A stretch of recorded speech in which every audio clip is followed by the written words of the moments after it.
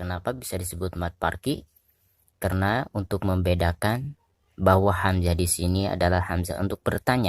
Assalamualaikum warahmatullahi wabarakatuh. Kembali lagi bersama Pondok Iqra. Dan di kesempatan kali ini insyaallah kita akan memahami atau mempelajari mad parki. Baik sahabat semuanya, mari kita mulai pelajaran kita kali ini. Silahkan disimak ya pengertiannya terlebih dahulu. Pengertian mad parki. Mad parki ini adalah salah satu hukum mad yang terjadi dari pertemuan antara mad badal dan huruf yang bertasdid.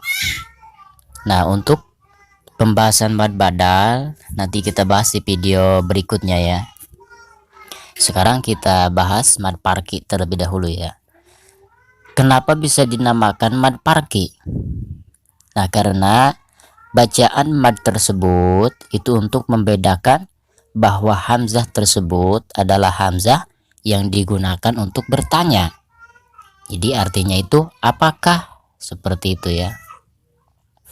Atau bisa juga disebut dengan nama mad istifham atau pertanyaan. Cara membaca mad parki, durasi panjang bacaan mad parki ini adalah 3 alif atau 6 harkat. Dan contoh bacaan mad parki ini memang jarang ya. Namun walaupun jarang, kita harus tetap mempelajari bagaimana cara membaca mad tersebut ya. Di dalam Al-Quran, khususnya mad parki ini hanya terjadi pada 4 tempat saja, yaitu pada surat Al-An'am. Nah, di surat Al-An'am ada 2 tempat ya. Yang pertama di ayat 143 dan di ayat 144. Dan yang kedua contohnya itu ada di surat Yunus ayat ke-59 dan yang keempat ada di surat An-Naml ada di ayat 59. Nah, nanti kita bahas contohnya satu persatu ya. Sekarang kita bahas ke contohnya satu persatu ya. Yang pertama yaitu ada di surat Al-An'am ya. Di surat Al-An'am ada di 2 tempat. Yang ke satu ada di ayat ke 143 dan yang kedua ada di ayat 144. Dan lafaznya sama seperti ini ya. Baik, sekarang kita bacakan dulu. Qul الذكرين حرم أم الأنثيين.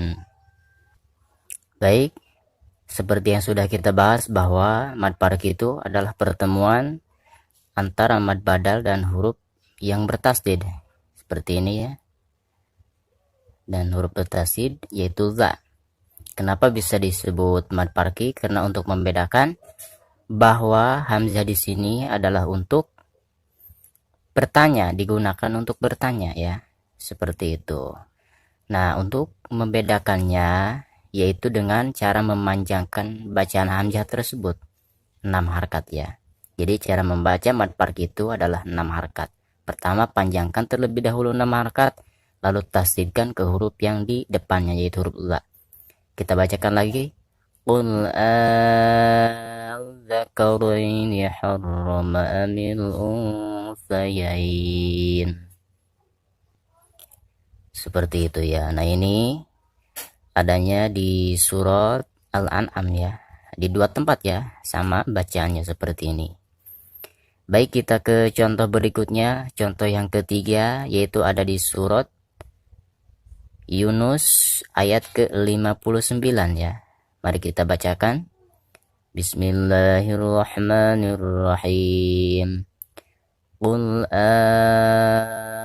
Allahu azina lakum. Nah, bacaan di sini dihukumi mad parki. Kenapa bisa disebut mad parki? Karena untuk membedakan bahwa hamzah di sini adalah hamzah untuk bertanya ya, yang dinamakan hamzah istifham. Dan cara membaca mad parki itu adalah 6 harkat atau 3 alif ya. Pertama, panjangkan terlebih dahulu hamzahnya, lalu tasdidkan ke la, ke lafaz Allah ya. Kita bacakan lagi ya. Qul Allahu adzina lakum. Seperti itu ya. Nah, ini adanya di surat Yunus ya. Dan contoh yang keempat atau yang terakhir itu ada di surat An-Naml ayat yang ke-59 ya. Kita bacakan dulu. Bismillahirrahmanirrahim. Allahu khairun amma yusyrikun. Nah, ini juga sama, bacaan hamzah di sini adalah dihukumi mad farqi. Karena untuk membedakan bahwa hamzah di sini yaitu digunakan untuk bertanya ya, atau hamzah istifham, artinya pertanyaan. Cara membaca mad farqi yaitu 6 harkat atau 3 alif ya.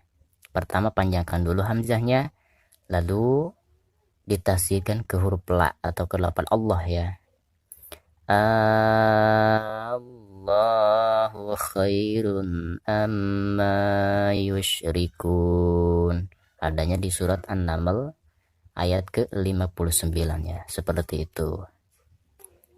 Nah, jadi kesimpulannya bisa disebut mad farqi ini adalah untuk membedakan bahwa hamzah di ayat-ayat tersebut, di 4 tempat tersebut, itu adalah hamzah istifham atau untuk pertanyaan ya, digunakan untuk bertanya. Dengan cara membedakannya itu dengan cara memanjangkan hamzahnya 6 harkat atau 3 alif ya. Kita bacakan lagi ya. Bismillahirrahmanirrahim. Qul adzakaraini harrama amil unthayain.